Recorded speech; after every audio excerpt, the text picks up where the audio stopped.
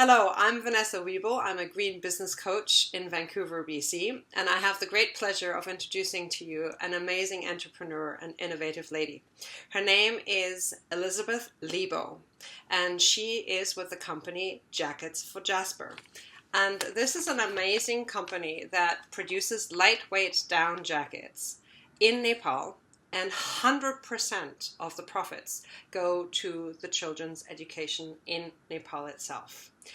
Hello, Elizabeth. Great you could be Hi, here. Vanessa. Hello. It's so nice to be here. This is really awesome that you have this amazing project. How Thank did you you. come about it?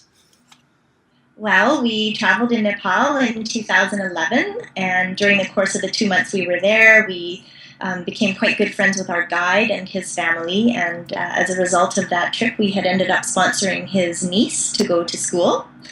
And when we returned to Canada, he informed us that he was having his first child, a son, Oh, and that is Jasper. So then we realized we were probably going to want to sponsor 2 children and that we would have to find a way to pay for that. Yeah, wow, that is amazing. You made a really big commitment. so we needed to find a way to fund that and not wanting to have to drop out partway through their education. So my husband, who's sort of the more entrepreneurial of the both of us, he thought, why don't we import some of the jackets that they make as a specialty in Nepal, the lightweight down jackets, and see if we can sell them here to raise money for their educations.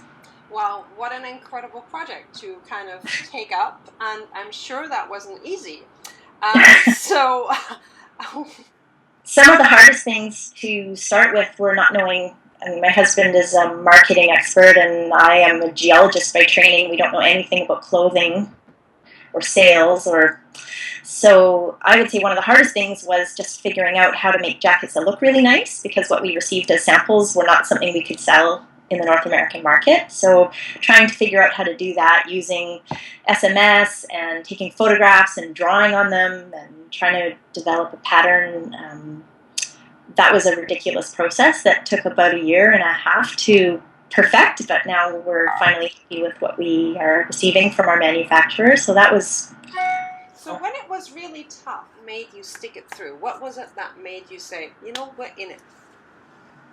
Well, when things were really, really tough, I would say we had some really great friends who were always encouraging us to just take the leap of faith, because we're passionate about what we were doing and we had a bit of a plan, and we had a lot of people cheering us on saying, you can do it. And so we finally just had to, take that leap and do it. And So yeah. were you employed or not employed? What made you do this huge... I was employed. I was working full time. Okay. This sort of started as an accident. It wasn't intended to be It wasn't intended to be a company that would take up both of our time full time. It was just a little idea that we thought we would do for one Christmas. But it kind of exploded quite quickly once we had a little bit of press in our local community.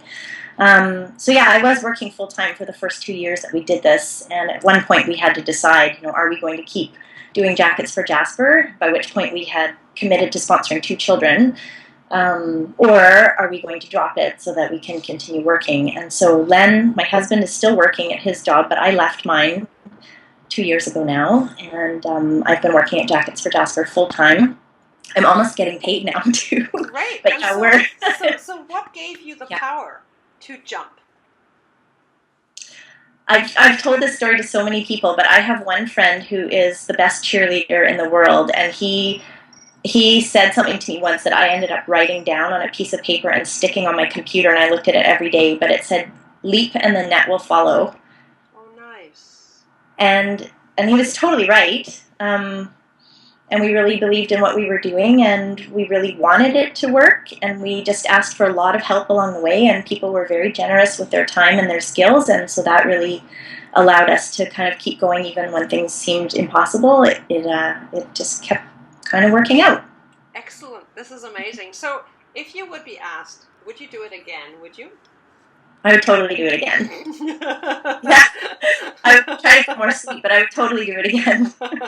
Despite all the risks and all the sweat and all the... I might have quit my job earlier if I'd known that, we're at a stage in our lives where that actually was a possibility. If we'd done this 10 years ago, that wouldn't have been an option for us. Right. But if I started at the same time and we were kind of in the same position, I would have quit my job earlier just to have avoided a year and a half of torture of working 2 full-time jobs. Yeah. That's really an incredible message to say, jump to your dream faster rather than later.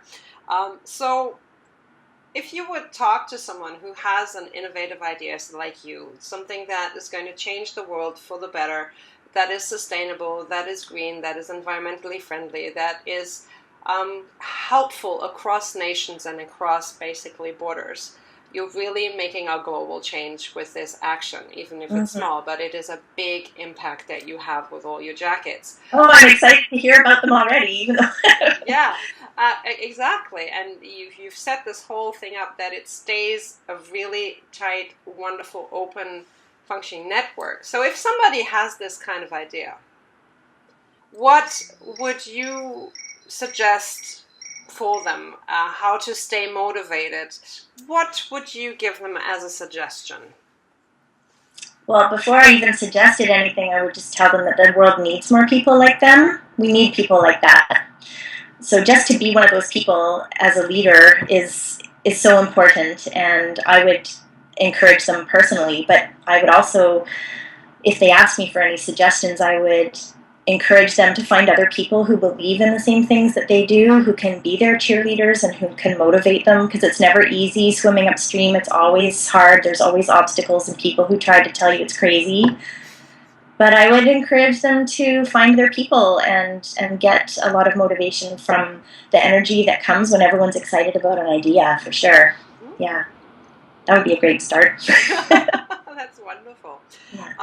So, if anybody is an entrepreneur that wants to talk to you, or anybody who wants to get hold of your wonderful warm jackets, and I admit I have one myself, and I love it. I totally love it. And it's not in black. And it's not in black. It's an absolute wonderful pumpkin.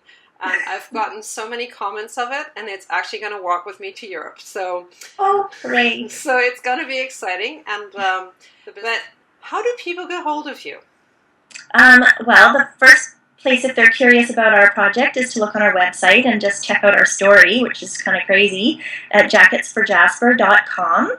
And I can be reached directly at info@jacketsforjasper.com. And there you go. Yeah, excellent. So I really want to thank you for taking the time to share this amazing adventure that started, I believe, now 2 years ago.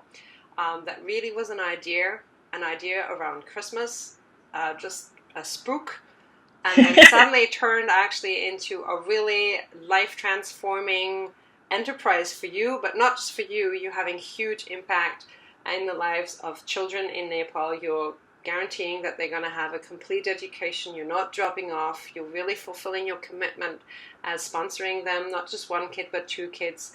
I really want to applaud you for this. I want to applaud your husband, and I wish you the best of success. And yeah, keep warm. Stay cozy. Thank you so much. Thank you, Vanessa. Thank you.